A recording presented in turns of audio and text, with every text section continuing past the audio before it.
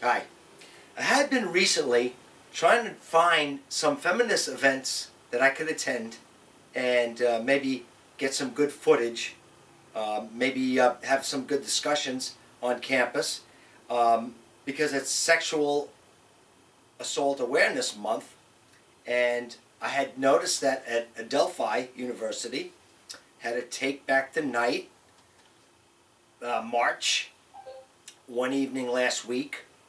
And on the same day, at Suffolk Community College, there was a screening of the movie The Hunting Ground.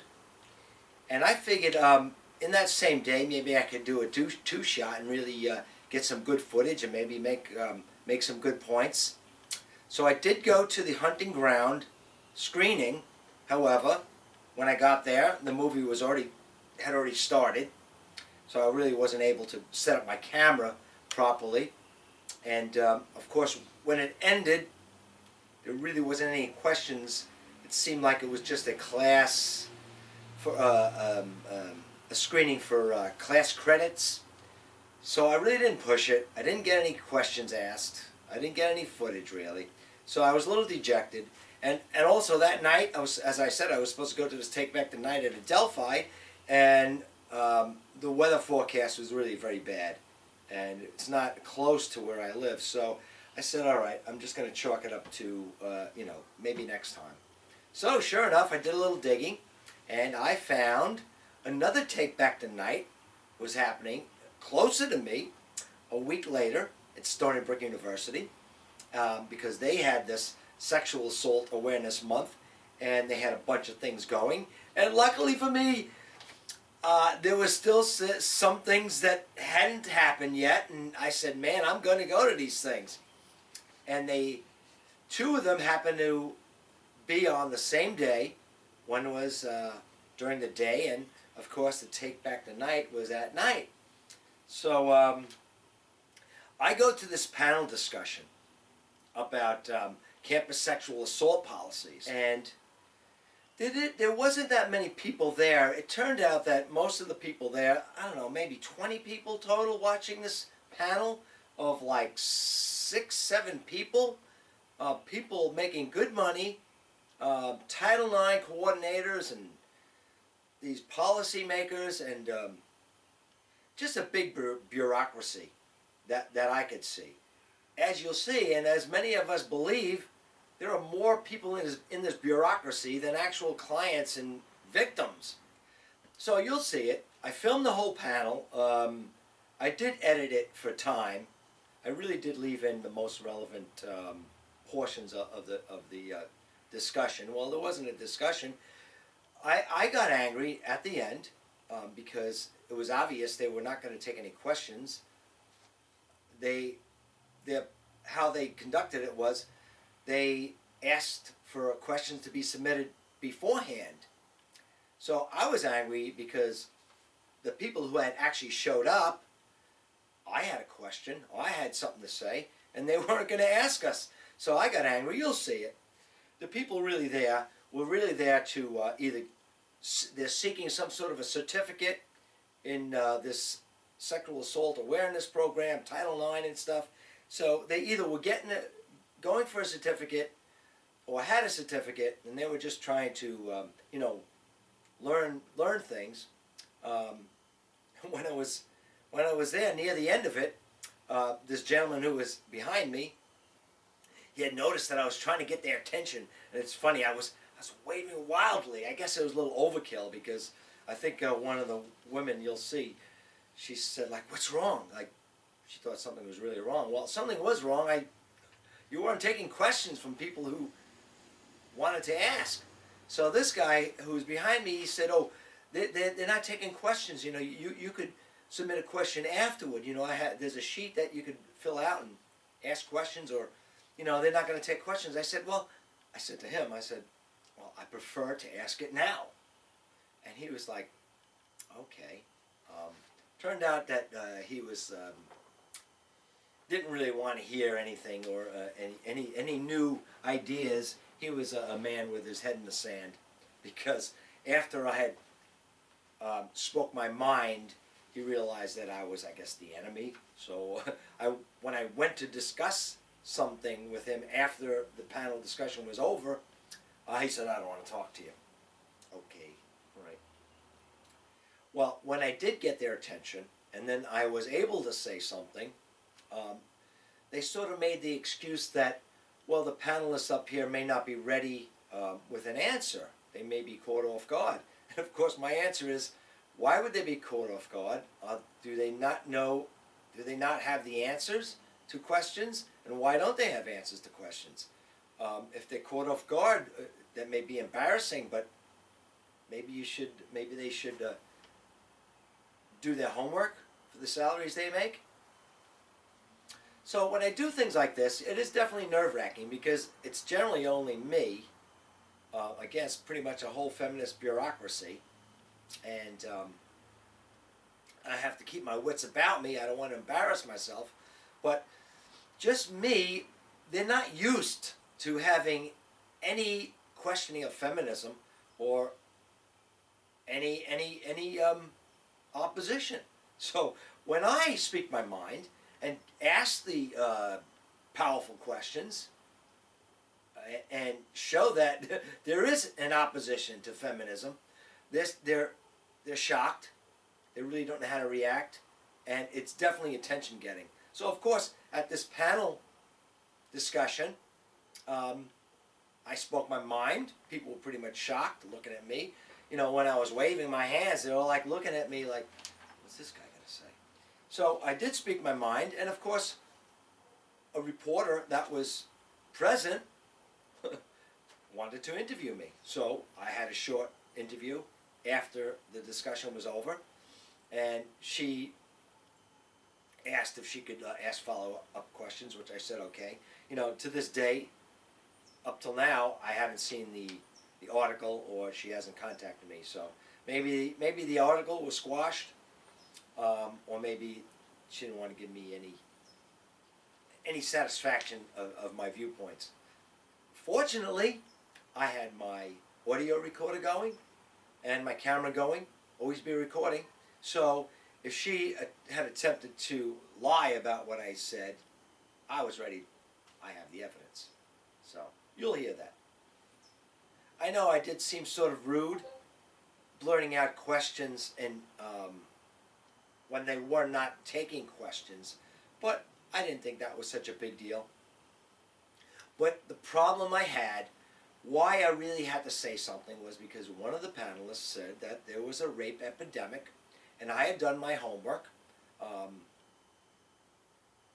I wanted to know what this person's idea of an epidemic is, because I had evidence, and you'll see, I'll put it right up, that they say sexual assault or violence, it happens to 1 in 5 on campus, and I know that's an absolute lie, because I went to the Cleary report. I found out it's called a Cleary report, that shows the actual statistics, and I had to say it was nowhere near 1 in 5. It was more like 1 in 2,400, and of course that embarrassed them because they had to explain why it says 1 in 5, and it's not really 1 in 2,400.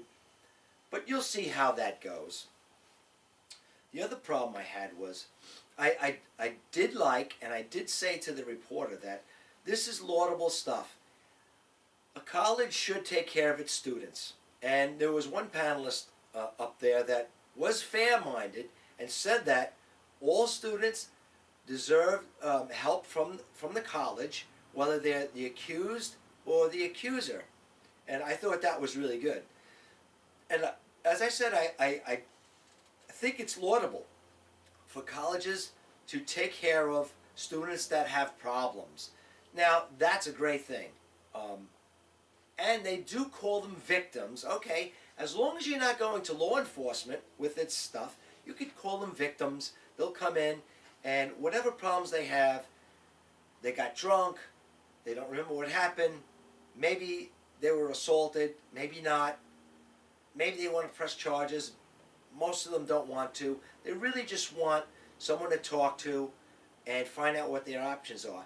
Now that's a damn good thing, I have to say, because a lot of these people, clients who do come forward, they have drinking problems, mental problems, emotional problems, and that needs to be addressed. But my problem is that when you call them victims and then you go the legal channels, continuing to call them victims, that's where you run into problems. That's where you have problems like Emma Solkowitz, which I mentioned to the reporter. See, she came to think that she was a victim because no one told her she wasn't a victim. All well and good to get help from your college, but when you start going the legal route, you're no longer a victim, you're an alleged victim. Something I didn't have time to address. Affirmative consent. As you see in my next video, where I filmed Take Back the Night, that's a pretty exciting video.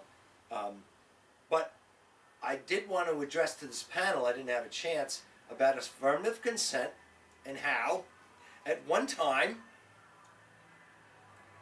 gays weren't legally allowed to have sex, blacks and whites couldn't legally have sex together, and contraceptives were illegal.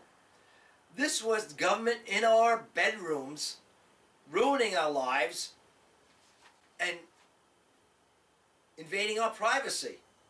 But now we're much enlightened. We now have the law on our side.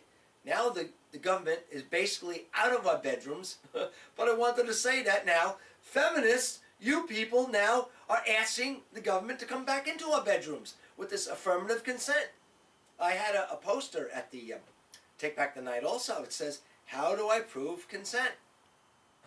And someone said to me, well, just ask her.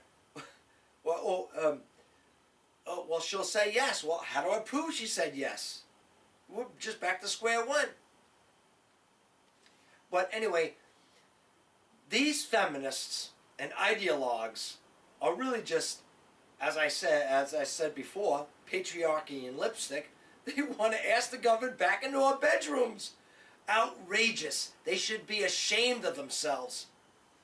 As I said, also, these exaggerated rape claims, they do no good to true victims. It just makes the public think that feminists are just liars. And any victims that come out and say they've been raped, they're all sullied with this great lie the feminists are telling, that everyone's a rape victim. Related to that movie, The Hunting Ground, I had to say that it did have a point that colleges in the past, really, it was not in their interest to really show this true state of assault. So it appeared that many colleges were dumbing down the numbers because they didn't want people to know, the true numbers of assault or battery or rape on their campuses. So, of course, the point is that victims should go to the police where they're going to get the true justice on their side. Now, of course, things have changed because of more awareness and maybe this movie, The Hunting Ground. So now I think it's probably gone to the other extreme where everything is reported, everything is considered an assault or a rape, and any kind of grievance that a student may have, oh, please come, let's talk about it, let's write this down, let's get this down, let's test you for so-and-so. Still, any victims of assault, rape, go to the police. Because you do want to stop a rapist or a violent person. You do want a violent person to be off the streets. Another thing you'll see, this bureaucracy, they talk about they have 23 liaisons or liaisons for Title IX that they're training. Okay, 23, okay. By their own admission, you'll see, I brought up the point that, well, why do we see only 20 clients per year? So 20 clients per year and 23 liaisons for Title IX, plus all these other groups. of psychologists and therapists that are there to help you. So, this bureaucracy has outnumbered the actual clients and victims. So, without any further ado, here's the video.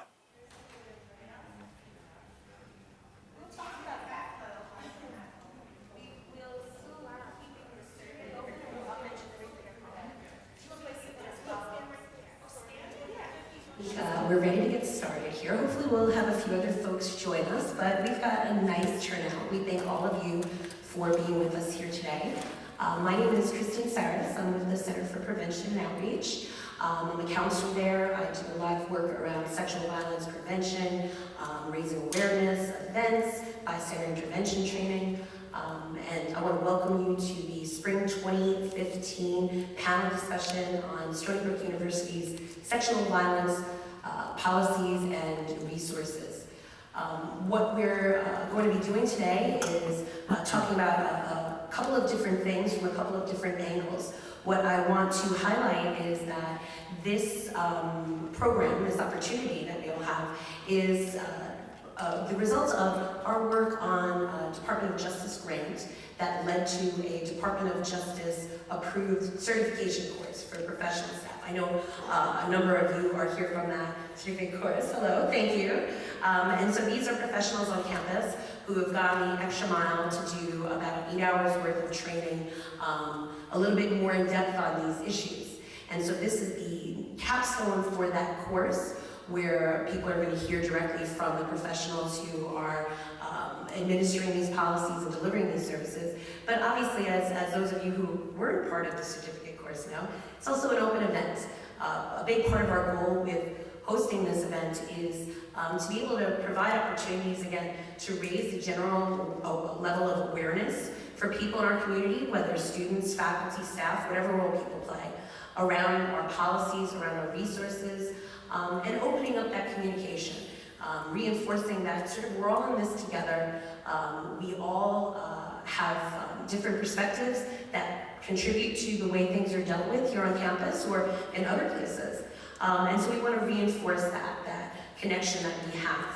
I want to take a minute to thank the folks at the Scholar Center who have very generously and graciously sponsored our event today. So thank you very much. And I was just a little tiny bit of applause. Why not? And I also want to kind of go over our plan for the day. So we'll be starting with individual introductions from each panelist describing their role, their work, and their department. We're then going to move on from there to a brief Q&A, question and answer. And these questions that are being posed have been submitted for the most part through a survey that we made available for people to make anonymous submissions about the questions they've had or the situations they've encountered that they weren't sure how to deal with. Beyond that, questions have come from submissions that I and other folks who do outreach hear from students, faculty, and staff during our efforts. And I want to highlight that one of the things, hopefully you got as you were coming in, was this little handout. We'll be keeping that, yes, you got it. We'll be keeping that link open, that survey link. So if people have maybe additional questions they didn't have a chance to submit before the panel that they'd like to see addressed down the road, or maybe follow-up questions to anything that has been discussed here today, the Title IX folks, and you'll be hearing from Marjorie Leonard shortly, are developing an FAQ page for their website. So over time, we hope to be able to address on an ongoing basis the questions that people have, and that from semester to semester, you're seeing that information grow. So please do feel free to submit additional questions after today, or reach out whenever you want to meet personally. I'll be happy to direct you a little bit more specifically. Our social worker, Debbie Freund-Baldwin, worked with some of the VIBES people to come up with 2 screening questions that we could have on our annual gynecological health questionnaire to help kind of bring up the discussion about sexual assault, domestic violence. Just 2 teaser questions so that if they were answered yes, we could probe a little bit deeper and decide whether somebody has addressed this with outside counseling or whether we need to advise them that perhaps they want to go speak to somebody. And so, you know, surprisingly, you know, a lot of people around answer no, but every once in a while we get people who answer affirmatively. And sometimes they've addressed this already themselves in counseling, and other times we point them in the right direction. So that's one of the ways that we help prevent. It's actually not prevention, but prevent further effects afterwards. And recently, myself and two of the nurses that I work with have gotten a lot more involved. And as we said, oh, where is it? It's coming. There it is. We went through the full day of Green Dot training, which is, again, that was part of the Department of Justice, right? Yeah. Part of the Department of Justice grant. I'll hear more about that. A good, So you'll hear more about that. Yeah, you'll hear more about that. There's a good number of us that went through that training. And I don't know how I wound up here today, but I am here today. But I guess this is completing my Department of Justice certification program for professional staff, which I chose to do because I thought it would be a good way to round out my professional responsibilities. Good afternoon. As many of you know, I like to walk around while talking, which is not going to happen, so I'm going to stand today. Thank you so much for coming. Today is a wonderful, beautiful day outside, so thank you. It shows your commitment that you're choosing to sit in the Stony Center listening to us when you could have enjoyed the 70-degree weather. I would be out there any other day.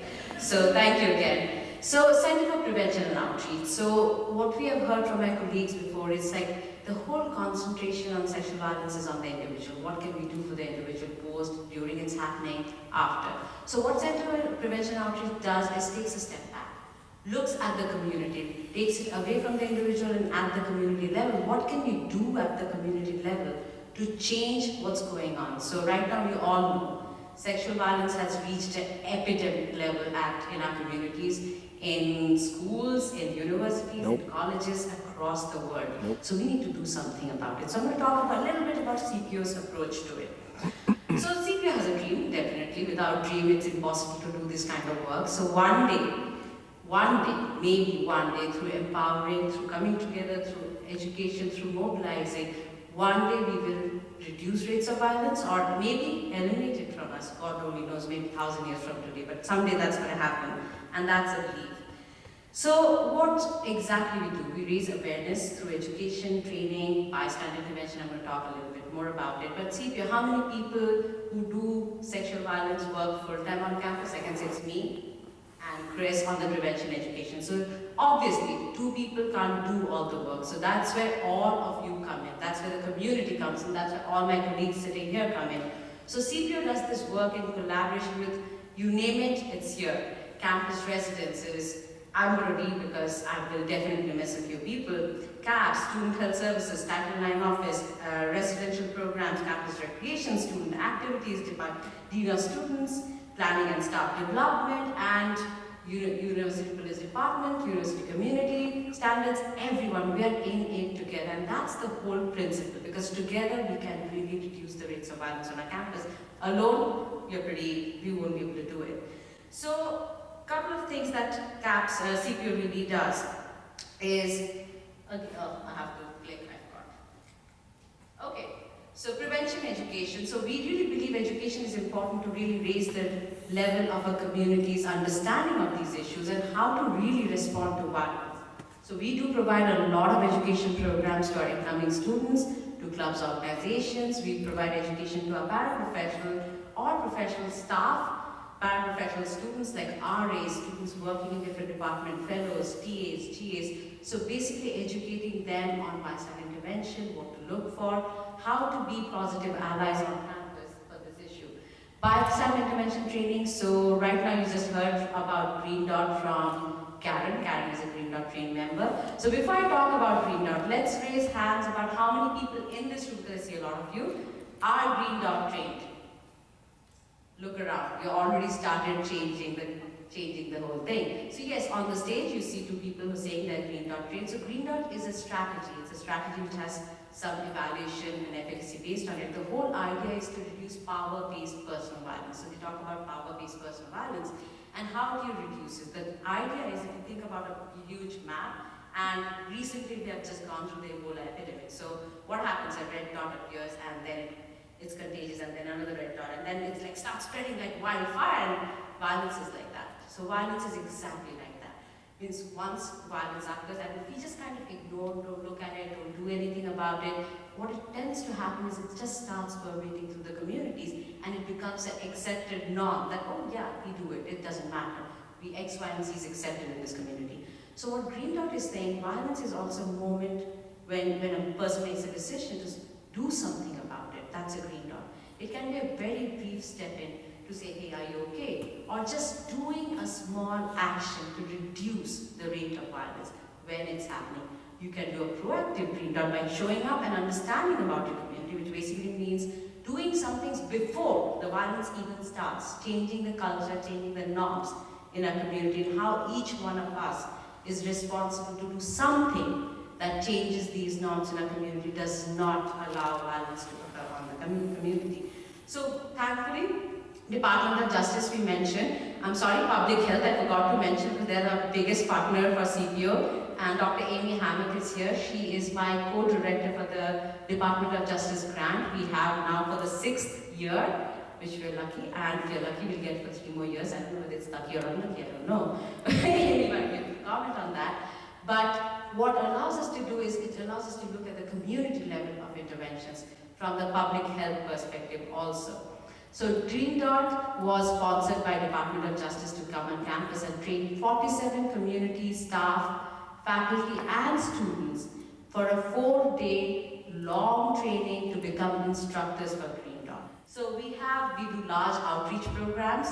We do Take a Stand Walk With Me, which is domestic violence awareness program, and we do also support different student organizations, different community partners to do large programs. So tonight, Take Back the Night is happening, so many of you will be there. So we do collaborate with different programs. It's about starting the conversation on campus, and any way we can do so, we want to do it. One of the things that I've been encountering is a lot of people have been hearing about Title IX and they are familiar with the word, but they're not quite sure what that means. And to sum it up, it essentially means that anyone at this institution has the right to be free of discrimination based on their sex or gender. And if they feel like they are being subjected to it, they have the right to make a complaint. We also have identified 23 Title IX deputy coordinators, and we have a couple of them here today. We have Maddie and Neil, as well as Amy. And these deputies are not just random people that we picked out. There's a lot of thought that went into it. When we were identifying deputy coordinators, we were looking for people that people naturally gravitate to, whether they're students or employees. If somebody has an issue, they naturally seek that person out to have that conversation about what should I do, where should I go. And so we have deputies all over the institution. We have them here on West Campus. We have several over at the hospital. There is one for every professional school. We have deputies for Southampton and Manhattan.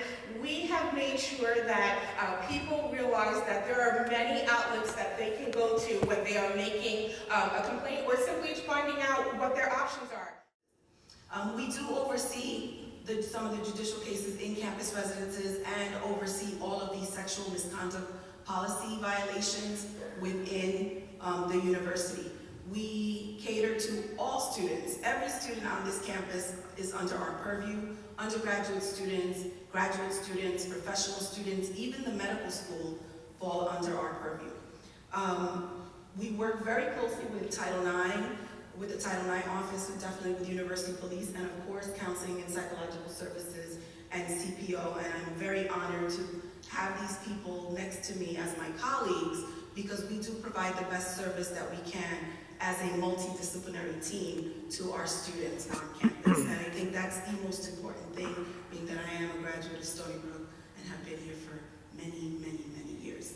So I'm really passionate about this topic and making sure that our students receive a great education on campus and that they live in a safe and just environment. And that's pretty much the mission of our office, that our students be safe and that they can come to an office, make a complaint regarding sexual misconduct or any other violation of our code to our office. Also under my purview are the two hearing boards, the administrative hearing board as well as the review panel, and I know Margie didn't get to touch on that, but we do have a board dedicated specifically to cases of sexual misconduct, and we do have about 15 trained members for that board, and that's something that we instituted this year as a response to policies and procedures, and we do not have any students on that sexual misconduct board as of, I guess, January of this year. So I just wanted to let you know that. There's a difference in our office than some of the other offices on the stage, is that we respond to complaints regarding respondents that are students, but we do have to maintain a very fair and equitable process for both of the students, whether it's the complainant and respondent. And I know that sometimes that's difficult to hear, but both of these students are our students. And we just want to make sure that they're getting fair treatment from the beginning of the process right up to the very end. So both of them are our students. If they both are our students, we have to treat them equitably. We are a neutral fact-finding office, and we maintain that neutrality throughout our entire process. We follow up on all crimes occurring on campus, including sexual assault, domestic violence, dating violence, and stalking. They've received additional training through Nassau County, Suffolk County, as well as New York State. We've also attended special trainings with the Suffolk County District Attorney's Office and their specific protocols regarding sexual assault, domestic violence, and dating violence. One comment I want to make, and it's been said before, but I think it's really important, is that the cooperation through all of the university partners here is tremendous, a tremendous benefit for all of us. There are no silos. We work together on literally every case that comes through. We meet regularly. We can speak to each other 24/7, and it really is a benefit for the students, faculty, and staff. When we address sexual assault occurring on campus, our approach in the University Police is a very victim-centered approach. We proceed as the victim wants to proceed. We do not force them to file a police report. If they come into us, we don't say you must file a police report. We will take them, transport them to the sane center, in fact, without even having filed a report. They don't even have to give us their name if they don't want to. So I think that's really something that we want out there. So I want to thank all our panelists. Obviously, we're going to get into a few questions. Because our time is getting short, I would like to sort of pick out some of the themes that I saw coming out of the different content that our presenters discussed. I'd just like to say again that although we have about a half hour for questions, I think this time hearing from our panelists directly is so valuable and so worthwhile. What I hear from students all the time is, they know who these people are, they know who these departments are, but that doesn't necessarily make it comfortable or accessible, to connect with them. When people have been in higher education and they've accumulated a lot of titles or degrees and things like that, that can be intimidating. And so I'm so glad to have this opportunity for us to connect with each other, for you to see these experts as humans, right? As individuals who are real and genuine and very much dedicated to this effort. With just the last few minutes that we have left, something that has come up both in the survey submissions and in the questions people have asked us is questions about some of the new mandates coming out at the federal and state level. Obviously, there's too much there to do an exhaustive discussion about it. I'm going to see why not. I'd just like to give, especially Maddie, I know what they Margaret, did, Camille, and but Sveta, the people an are here opportunity should be able to if there are ask any questions. changes you see coming to our campus based on anything coming out of I either prefer the right here. governor's office with the new SUNY mandates, or more broadly what we're seeing coming out of the federal government. Sveta, if you don't mind, Mine I'll would go be first. easiest, so I'm going to say first. What most of the mandates are saying, it's like compulsory education, prevention education, and some of the guidelines go as far as saying bystander intervention for all incoming students. We're still in the process of figuring out how to do it the best way possible and how to get the community engaged. The other piece that most of the mandates are talking about is providing a safe, confidential space for victims to really understand options and completely understand that they don't need to do anything. So that is also another piece that most of the most of the mandates are kind of balancing with is victims' rights in these kind of processes, because sometimes that's really hard to manage with when victims kind of are reporting what's going on, the trauma they're experiencing, and then people are telling them what needs to be done, what needs to not to be done. As Maggie mentioned, the navigator's position can be a position where the victim can get that space to really understand what the options are and come back and forth in those 11 months that we're talking about on average that it takes. Come back and forth 5 different times without feeling that they need to now take the next step immediately. And having that space is important. So if I may very quickly ask a follow-up question in terms of what you mentioned with mandated education. We've had a number of folks ask, why isn't, for example, Green Dot or some of the other bystander intervention stuff mandated for those first-year students? I don't know what that means. Can we ask questions? People out of here?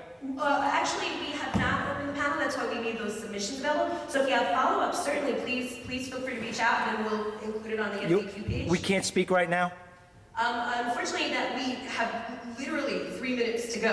Okay, So I welcome okay. you to come up and grab me afterwards. I'll make a note, and your question, I will assure you, will be on the next So panel. people here can't speak to you, but people at home could, I mean, we're here. Can't we ask questions? Yeah, I Directly? understand where you're coming from, and I'm going to take the heat for the panel, because what I have tried to avoid in arranging this panel is creating a dynamic where our panelists may be unprepared for the question that will come their way. Certainly. Why not? Why wouldn't they be prepared? I mean, I don't know. If it seems. I wasn't ready for, I might not have my ducks in a row. No, but it seems like you're just talking at us. Okay. Just talking at us. If you have a question, some of us could also stay around. I'll ask you right now.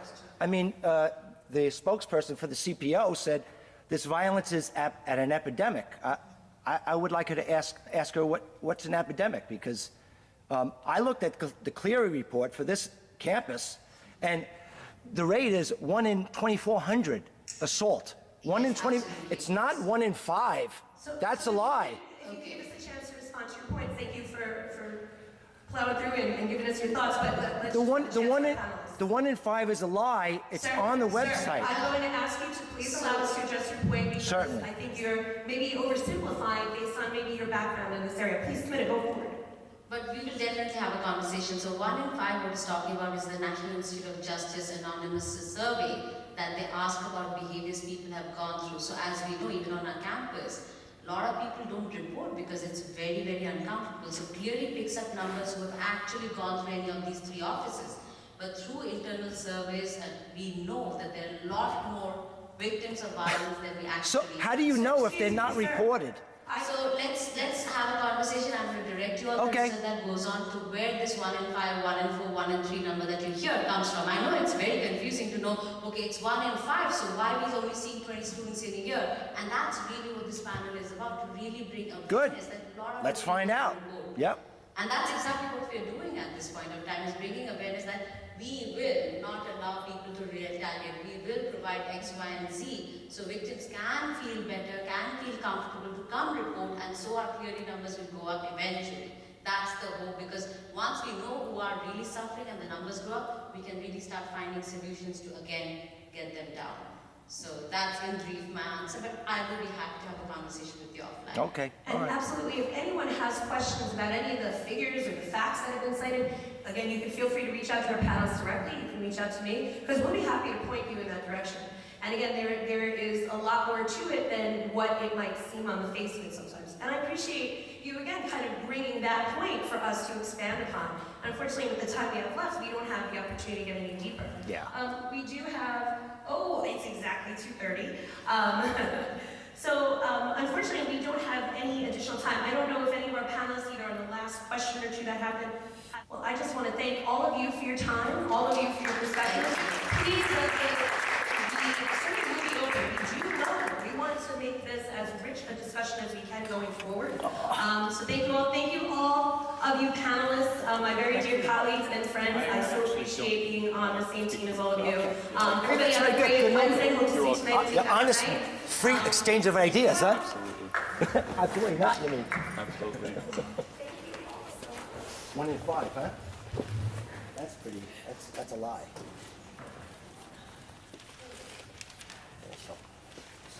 victims? I mean, it's good to have this good. Sir, this is a presentation, not an open forum. If you'd like to discuss, you can go to an open forum. No, I I don't would- want to discuss anything. Have a good day. Come here. Have a good conversation.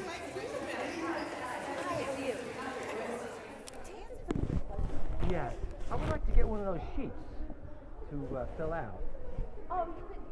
I was talking to a gentleman. He said he doesn't want to talk to me anymore. Oh no, actually, I did the green belt training and I'm part of this Department of Justice training. Yeah. It's 1 in 5, and it's a statewide, okay, and it's 1 in 7 men. It's statewide through the Department of Justice website where you get the information Yeah, from. yeah, I did yeah. a thesis on domestic violence across all cultures and whatnot. Yes, yes. And it's actually, so to answer your question, you can look up a Clery Act, but the Clery Act isn't really correct. Because, and Smith will Yes, answer you. that's just reported. Yeah, it's just reporting. Yes. Students are Yeah. afraid, and that's what this panel was Well, going to this tell is you. good. I wanted to say that Yes. this is very good I for victims, am you know. sorry there was not more people here. Yeah, me too. I really am. I'm appalled, if anything. But I really do like the services. I can't argue with that at Do you all. go to school here, or you're an employee? No, I went to school here. I did. So you just came. I've already graduated. So you came Yeah. from where? From the public. My name is Dawn Pappas. Dawn? Yeah. Pappas Gary Costanza. Good to meet you. Costanza? Good to meet Sound you. familiar. But so what she was trying to say is that people would have the opportunity. We've been publicizing this for about a month. But so the thing is, it's students unsafe to report because of terrorism. Yes, Because I not just that. Yep. Families, Oh, I know. It's. here, school. So Smith will tell you I, anything you want to know. I do love the services. That really is good. We have I, some do, fantastic. I can't argue with that at all because I have family members Yeah. who've gone through So this. I've got grandchildren who Yeah. go to college, okay? Yeah. I have nieces and nephews who are in school. But I don't like the exaggeration and the It's not an epidemic thing. No, it's not an exaggeration. An epidemic. It's not. Well, You know, sometimes assault you is have to- down. You have to know. Sometimes you You're have to you're go sort out. of in a bubble. Assault and violence is down. Rape is down. It doesn't mean we should maybe ignore this it. time of year, some class comes in at 4. Well, look, bad There's- behavior is bad behavior. You know, and You can't place blame on anybody. And that, I'm going to leave it at that. all right, all right. Okay? Can I get one of those sheets? Who has one? I'll give you mine. All right.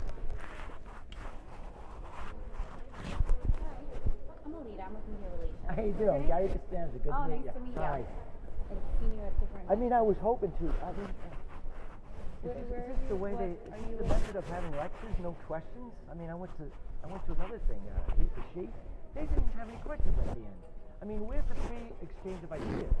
There's not I any. think it depends on. It was a closed question. I know, I I thought know. I explained. Yeah. Yeah. Just the way you weed out people like me. Beforehand. No. It was beforehand that you had to submit that.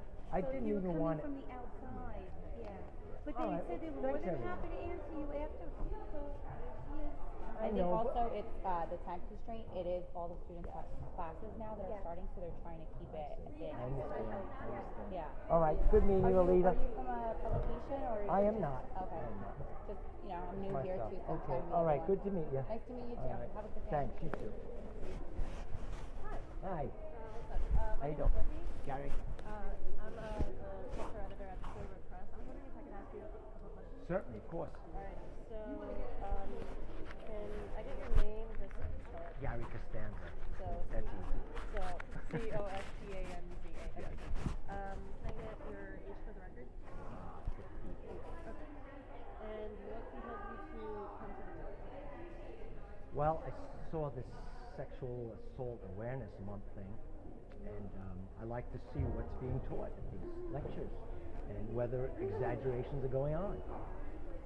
And as I saw, there was exaggeration.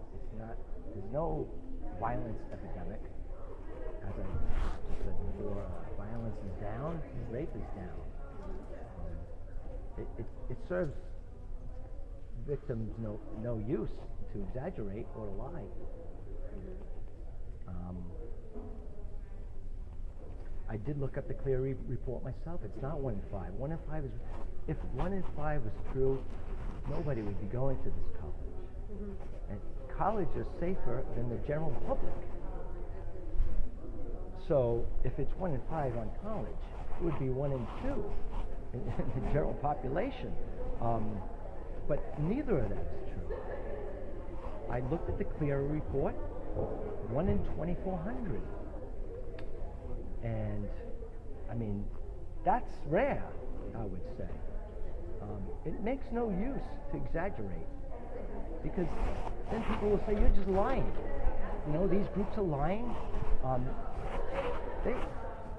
They have more coordinators for these programs than they have victims. I mean, I've been in the men's rights movement for a while, and there's a joke going around that at these campus rape centers, they're waiting for the phone to ring. And I wouldn't be surprised if that's not true. I mean, I'm really glad that there's these services for victims. That I can't argue with that, because it's a terrible thing. When it happens, there should be support. But I'm afraid what's happening here is anyone that walks in is called a victim, and no one will tell them that, well, you really weren't a victim. You just got drunk, you don't remember what happened last night, and we don't know what happened. I mean, we can't say you're a victim. I mean, yes, support them, but don't give them the idea. And related to Emma Sulkowicz, the mattress girl, they probably told her that you were a victim, and she believed it when she may not have been a victim. Maybe a victim of poor judgment, over drinking. It's good to support anyone that comes in, but I would say don't call them a victim. Say you're a potential victim. We'll see. You know, but we're here to help you. That's a good thing. You know, whether you have psychological problems, drinking problems, you're hanging out with a bad crowd, whatever it is, that's good for the college to help them. But don't say you were an assault victim, because you don't know yet. If you find out, I would say the first thing you should do, if you're really assaulted, you go to the police. Don't go to the campus police. You should really go to the police. That's why that movie, The Hunting Ground. Did you see it? I did see it. That was just screened at Suffolk County Community College, and It just screened out on Monday. yeah, and No, take that. I mean the problem with that, and I can see it, is that colleges don't want to get a bad reputation of having a lot of rapes, so they sort of try to cut the numbers down to make their college look more, acceptable. So that's why you have to go to the police. The college is not really on your side, except here. I think things are changing. I mean, it's pretty obvious that things are changing. This college is on the victim's side, which is good, but What about the Sarah Cook? what happened with her? She was sexually assaulted on this campus, and then she went through. She had to cross-examine her own rapist with only like a thin sheet of paper, like in between them and everything like that. Yeah. You know? Was that at this the college? Yeah. The college hearing or whatever? Yeah. Yeah, and then so she's suing Stony Brook for that. So I don't like that. That's why you really should have trained law enforcement involved, because that's stupid. I mean, I don't think that would happen in a real law enforcement. You know, where they'd make you have to face the accuser, maybe in a court of law, but you're in a court of law. Now, at least things can happen there. But these sort of kangaroo courts, you don't know which way it's going to go. You know? You're for with the Statesman? Stony Brook Press. Okay. Yeah. Can I get your email just so that I can send you the article? Sure. Oh, please do. Yeah. G Costanza